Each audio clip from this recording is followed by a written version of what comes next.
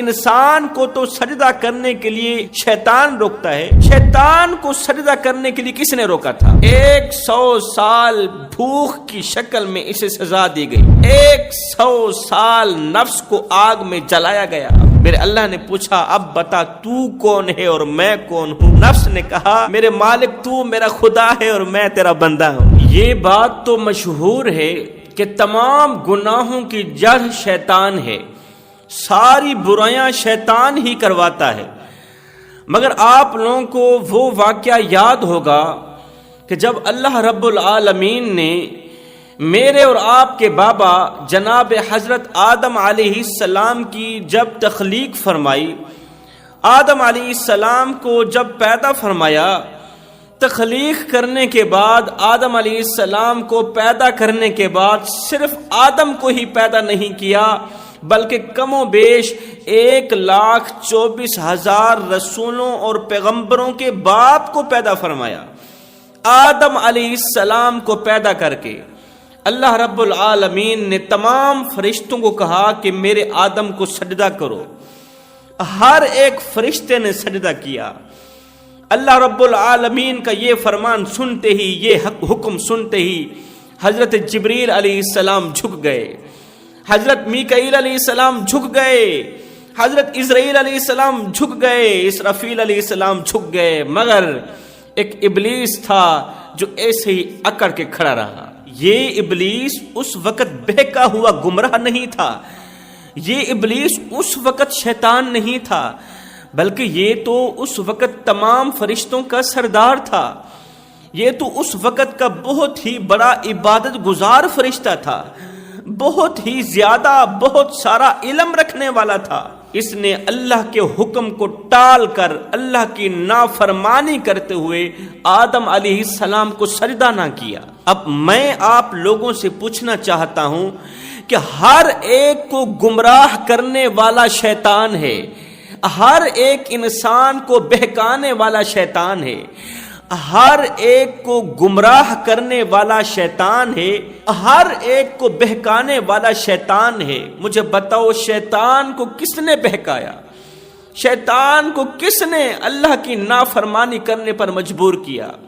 شیطان کو کس نے گمراہ کیا؟ حالانکہ ابلیس سے پہلے تو کوئی شیطان نہیں تھا، ابلیس سے پہلے تو کوئی ابلیس نہیں تھا، اس وقت تو ابھی شیطان بنا ہی نہیں تھا، ابھی تو انسان ہی بنا تھا نا، اس سے پہلے شیطان تو نہیں تھا۔ آج اگر کوئی انسان نماز نہیں پڑھتا، قرآن نہیں پڑھتا، شراب پیتا ہے، جوا کھیلتا ہے، زنا کرتا ہے، چغلی کرتا ہے، غیبت کرتا ہے تو شیطان بہکاتا ہے، شیطان اسے ورغلاتا ہے، شیطان اسے گمراہ کرتا ہے۔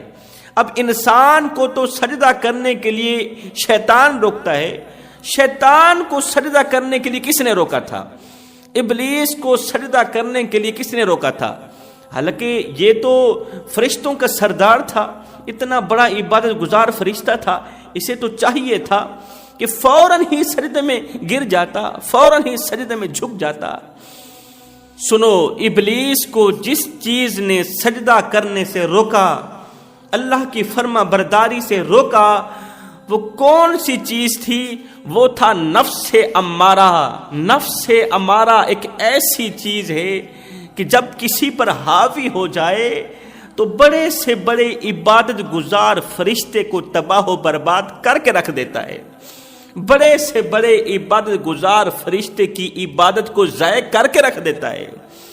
پھر فرشتوں کے سردار کو اللہ تعالیٰ نفس امارہ کی وجہ سے شیطان بنا کے رکھ دیتا ہے۔ لعنت کا توپ شیطان کے گلے میں ڈال کر کہ تو نے نفس امارہ کی پیروی کیوں کی ہے، تو نے نفس کی پوجا کیوں کی ہے؟ نفس امارہ نہیں تو شیطان کے اندر تکبر ڈالا تھا، شیطان کے اندر یہ خیال پیدا کیا تھا کہ تو آگ کا بنا ہوا ہے اور یہ آدم مٹی کا بنا ہوا ہے، تو نے اسے سجدہ نہیں کرنا۔ نفس امارہ نے ہی تو شیطان کو ورغلایا تھا، شیطان کو بہکایا تھا، ورنہ شیطان سے پہلے تو کوئی شیطان نہیں تھا، ابلیس سے پہلے تو کوئی شیطان نہیں تھا، ابلیس سے پہلے تو کوئی ابلیس نہیں تھا۔ اب ابلیس کو جس چیز نے سجدہ کرنے سے روکا وہ تھا نفس امارہ، جو آج بھی ہمارے ساتھ ہے۔ اس لیے رمضان کے شروع ہوتے ہی اللہ تعالیٰ نے شیطان کو قید کر لیا، شیطان کو جکڑ لیا۔ اب شیطان کے جکڑنے کے باوجود بھی، شیطان کے قید ہونے کے باوجود بھی جو لوگ رمضان المبارک کے مہینے میں شراب پیتے ہیں، جوا کھیلتے ہیں، زنا کرتے ہیں، غیبت کرتے ہیں، چغلی کرتے ہیں، گناہوں کی طرف بڑھتے ہیں، یہ وہ نادان ہیں جو نفس امارہ کے پجاری ہیں۔ شیطان تو جکڑا ہوا ہے، شیطان تو پنجرے میں بند ہے۔ اب تو شیطان کا نام بدنام مت کرو، شیطان کو بدنام نہ کرو، اپنے نفس امارہ کی بات بھی کیا کرو، اپنے نفس امارہ پر بھی قصور ڈالا کرو۔ جو لوگ نفس امارہ کے پجاری ہیں، نفسانی خواہشات کے پجاری ہیں، خواہشات کے پجاری ہیں، خواہشات کے پیچھے بھاگنے والے ہیں، بس وہی لوگ رمضان المبارک کے مہینے میں شراب پیتے ہیں، گناہ کبیرہ کرتے ہیں۔ اللہ رب العالمین نے قرآن مجید میں اپنے محبوب کو فرمایا، اے میرے محبوب، کچھ لوگ ایسے ہیں جنہوں نے نفسانی خواہشات کو اپنا خدا بنا لیا ہے، نفسانی خواہشات کو اپنا خدا سمجھ کے نفسانی خواہشات کی پوجا کرتے ہیں۔ اے میرے حبیب بتائیں تو صحیح، کیا آپ ایسے لوگوں کی وکالت کریں گے جو مجھے خدا ماننے کے بجائے نفس کو خدا مان بیٹھے ہیں، نفس کی پوجا کرتے ہیں؟ اے میرے محبوب، کیا آپ انہی لوگوں کی سفارش کریں گے؟ اب خواہشات کے پیچھے پیچھے بھاگنے کا مطلب کیا ہے؟ نفس کی پوجا کرنے کا مطلب کیا ہے؟ نفس کی پوجا کرنے کا مطلب یہ ہے کہ جب بھی گناہ کرنے کا دل کرے فوراً ہی کر دی، یہ ہے نفس کی پوجا۔ کسی بھی چیز کا دل کرے فوراً اسی وقت کر ڈالا۔ شراب پینے کا دل کر رہا ہے، رمضان کے مہینے میں بوتل اٹھائی منہ پر لگا لی، یہ ہے نفس ہمارا۔ زنا کرنے کا جی چاہ رہا ہے، دل کر رہا ہے، فوراً ہی کر ڈالا۔ کسی بھی گناہ کا دل کرے فوراً ہی کر دینا، یہ ہے نفس کی پوجا کرنا، یہ ہے نفسانی خواہشات کے پیچھے پیچھے بھاگنا۔ اور نادان، میرا اللہ تو تیرے دن کا آغاز نیکی سے کرنا چاہتا تھا، وہ تو نماز سے کرنا چاہتا تھا، وہ تو تجھے اپنے گھر میں بلانا چاہتا تھا، لیکن تو سویا رہا۔ تو نے رب کی نہ سنی، تو نے اپنے من کی سنی۔ یہی تو ہے نفس کی پوجا کرنا، یہی تو ہے نفسانی خواہشات کے پیچھے پیچھے بھاگنا، نفس کی سننا، اپنے رب کی نہ سننا۔ میرا اللہ تو تجھے اپنے گھر میں بلوانا چاہتا تھا، لیکن تو سویا رہا۔ تو نے رب کی نہ سنی، تو نے اپنے من کی سنی، تو نے اپنے نفس کی سنی۔ اتنے بڑے رب کی نافرمانی کر کے تو نے اپنے نفس کی سنی، تو نے اپنی شہوت کی سنی۔ تو جوانو، نفس جس پر حاوی ہو جاتا ہے تو پھر یہ نفس انسان سے تقوی چھین لیتا ہے، انسان کو تقوی سے دور کر دیتا ہے، انسان کو ایمان سے دور کر دیتا ہے، ایمان کی چاشنی سے دور کر دیتا ہے۔ جب نفس انسان پر حاوی ہوتا ہے تو پھر سب کچھ برباد کر دیتا ہے۔ آپ نے سنا تو ہے نا کہ جب نفس حاوی ہو جاتا ہے، نفس امارہ کی بات کر، نفس امارہ جب فرشتے پر حاوی ہو جائے تو پھر اندر تکبر پیدا کرتا ہے، پھر اندر غرور پیدا کرتا ہے۔ رسول کریم صلی اللہ علیہ وسلم کسی جہاد میں فتح یاب ہو کر صحابہ کرام کے ساتھ واپس مدینہ طیبہ پہنچے تو کچھ صحابی زیادہ زخمی تھے، کچھ صحابی شہید بھی ہو گئے تھے۔ تو رسول کریم صلی اللہ علیہ وسلم نے صحابہ کرام کو ایک جملہ ارشاد فرمایا۔ وہ جملہ یہ تھا کہ صحابہ، ہم چھوٹے جہاد سے بڑے جہاد کی طرف جا رہے ہیں۔ صحابہ کرام نے عرض کی، یا رسول اللہ، اس سے بھی بڑا جہاد ہوگا؟ اس سے بھی بڑا جہاد ہو سکتا ہے؟ میرے کریم نبی نے فرمایا، ہاں، یہ چھوٹا جہاد تھا، جو بڑا جہاد ہے وہ ہے اپنے نفس کے ساتھ لڑنا، وہ ہے شہوت کے ساتھ لڑنا، وہ ہے نفسانی خواہشات کے ساتھ لڑنا۔ یہ ہے بہت بڑا جہاد، یہ ہے بہت بڑی جنگ۔ جوانوں، اللہ تعالیٰ کی جو مخلوق ہے وہ 3 طرح کی ہے۔ اللہ تعالیٰ نے 3 طرح کی مخلوق کو پیدا فرمایا۔ نمبر 1 فرشتے، نمبر 2 انسان، نمبر 3 حیوان۔ تینوں کو اللہ تعالیٰ نے مختلف مقام دیا ہے اور تینوں مختلف قسم کی مخلوق ہیں۔ اللہ تعالیٰ نے ان تینوں کو جو چیزیں عطا کی ہیں ان میں فرق ہے۔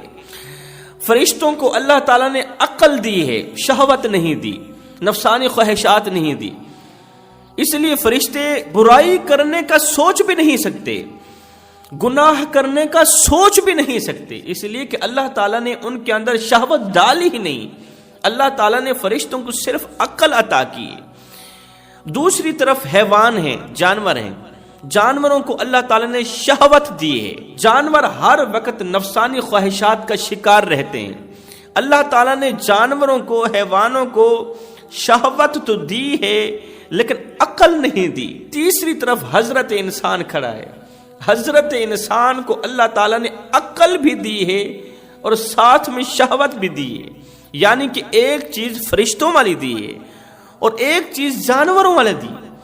ایک چیز فرشتوں والی دے کر، عقل دے کر اور ساتھ میں نفسانی خواہشات دے کر اللہ نے انسان کو حضرت انسان بنایا۔ اللہ تعالیٰ نے انسان کو اشرف المخلوقات بنایا، عقل دے کر اور ساتھ میں شہوت دے کر۔ اب غیرت کے کانوں سے سنو، اب ایمان کے کانوں سے سنو۔ شہوت کے ہونے کے باوجود بھی، نفسانی خواہشات کے ہونے کے باوجود بھی، لذت محسوس کرنے کے باوجود بھی، لذت کی مٹھاس، لذت کی چاشنی محسوس کرنے کے باوجود بھی، لذت کا ذائقہ، گناہ کا ذائقہ، شراب کا ذائقہ، زنا کا ذائقہ محسوس کرنے کے باوجود بھی جو انسان گناہوں کی طرف نہیں جاتا، ان تمام چیزوں کے باوجود جو انسان خود کو گناہوں سے بچا لے وہ فرشتوں سے بھی افضل ہے۔ اور غیرت کے کانوں سے سنو، ایمان کے کانوں سے سنو، سونے کی تختی پہ لکھنے والا ایک جملہ دے کے جا رہا ہوں جوانوں۔ اللہ تعالیٰ نے انسان کو عقل سلیم بھی عطا کی ہے۔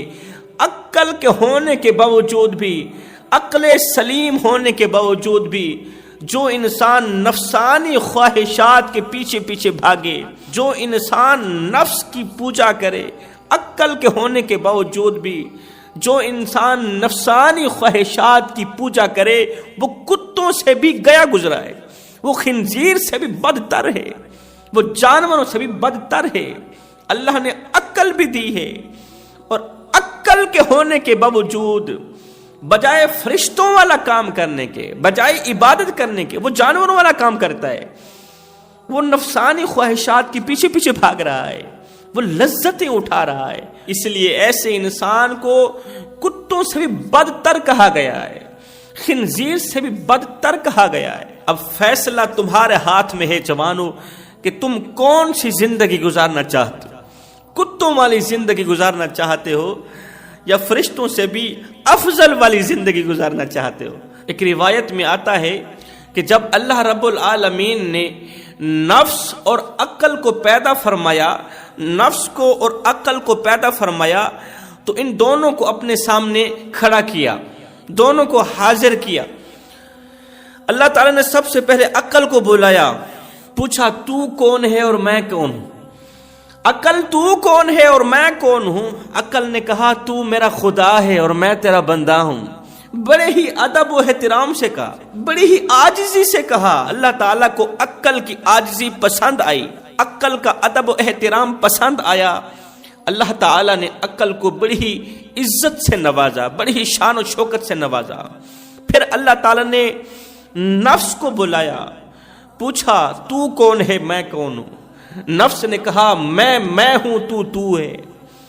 نفس نے کہا میں ہوں تو ہے۔ یہ سن کر اللہ کی ذات جاہ و جلال میں آئی، اچھا تیرے اندر تکبر ہے، تیرے اندر گھمنڈ ہے، تیرے اندر میں ہے۔ ہائے جس کو میں کی ہوا لگی پھر اسے نہ دوا لگی نہ دعا لگی۔